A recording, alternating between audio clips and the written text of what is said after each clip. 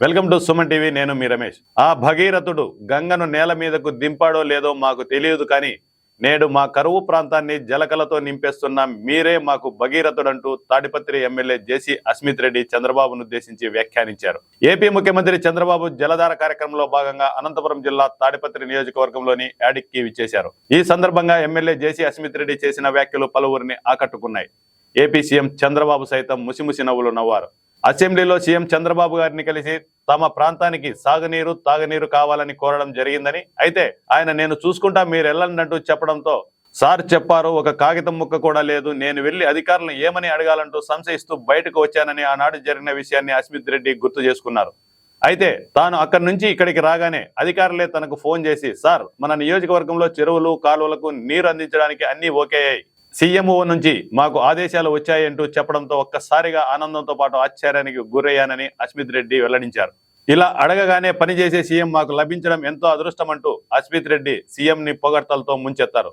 అంతేకాకుండా తమ యువతకు కూడా మరిన్ని అవకాశాలు వచ్చే విధంగా ప్రణాళికలు సిద్ధం చేయాలని ఎమ్మెల్యే అస్మిత్ రెడ్డి ముఖ్యమంత్రి చంద్రబాబుకు విన్నవించారు.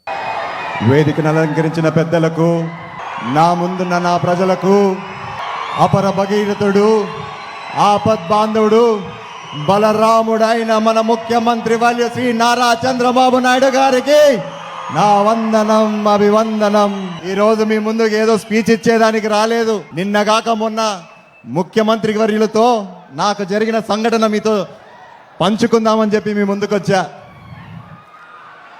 గత సంవత్సరంలో అసెంబ్లీ సమావేశాలు జరిగేటప్పుడు ముఖ్యమంత్రి గారి పేషీకి వెళ్ళా. నేను అక్కడికి వెళ్ళి, అయ్యా మా యాడికి కాలువకు, మా ముచ్చుకోట రిజర్వాయర్కి నీటి కేటాయింపులు లేవు, దయవుంచి ఒక జియో ఇప్పించండి అని చెప్పి ముఖ్యమంత్రి వారి దగ్గరికి వెళ్ళా.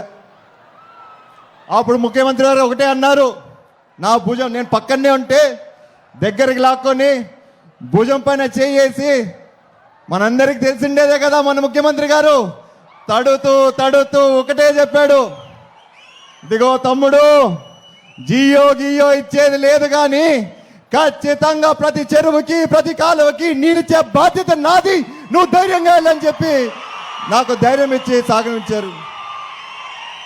కానీ ఏం చేద్దాం, మొదటిసారి ఎమ్మెల్యేకి ఏం తెలుస్తుంది? ఒక కాగితం అన్న చేతిలో ఉంటే అధికారులతో మాట్లాడేదానికి ఏదన్నా ఉంది అని అనుకున్నా. ఒకవైపేమో నాకు ధైర్యం ఇచ్చాడు, భుజం తడుతూ నువ్వు పో, నేను ఇస్తాను నీళ్ళు నీకని. ఇంకోవైపు ఎటువంటి కాగితం లేదు. మళ్ళా అధికారులతో ఏడ గొడవ పెట్టుకునేదబ్బా అనుకుంటా దిగులుతో బయటికి వచ్చా. మీరు నమ్ముతారో నమ్మరో, ఖచ్చితంగా తాడిపత్రిలో ఆ సమావేశాలు అయిపోయే లోపల, తిరిగి వచ్చే లోపల ఫోన్లు రింగ్ అయినా ఎక్కడి నుంచి వచ్చాయంటే అధికారుల నుంచి ఫోన్లు వచ్చాయి. సార్ సీఎంఓ ఆఫీస్ నుంచి మాకు వచ్చింది, ఆదేశాలు వచ్చాయి, ప్రతి చెరువు ప్రతి కాలువ నీళ్ళు ఇవ్వాల్సిందే, మన రైతులకి ఎటువంటి బెంగ లేదు ఈసారి అని చెప్పారు. అన్న విధంగానే మనకి నీరు అందించారు. సార్ మీరు నమ్ముతారో నమ్మరో సార్, మా ఊరిలో మామూలుగా డిసెంబర్ నాటికే నీళ్ళు ఉండటు సార్, కానీ ఈసారి మాత్రం ఏప్రిల్ నెలలో కూడా మేము నీళ్ళు ఇచ్చే స్థాయికి వచ్చామంటే మీ దయ సార్, మీ ఆలోచన సార్. ఇంకో విషయం చెప్తా సార్ మీకు, ఆనాటికి భగీరథుడు గంగమ్మని మన నేలపైకి తెచ్చాడో లేదో తెలియదు, కానీ సార్ మీరు మాత్రం ఈనాటి భగీరథుడై మాకు నీళ్ళిచ్చి మా దాహర్తు తీర్చారు సార్. అదేవిధంగా కాదు సార్, కష్టాల్లో ఉన్నప్పుడు ఆపద్ బాంధుడై మా కన్నీరు కూడా తుడిచారు సార్.